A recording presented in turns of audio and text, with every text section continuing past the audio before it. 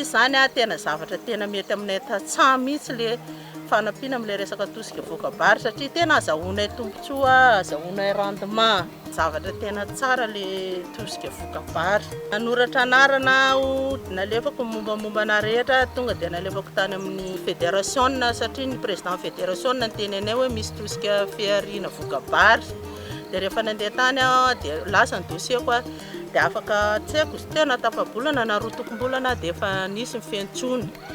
Dia nanontany ny rendement-ko niakatra tamin'ny taona lasa teo moa izy dia olona mazoto zany ianao zary vonina ny iotra ny fiainana dia valy ohatr'izay le dossier-ko zany tonga dia mivaly.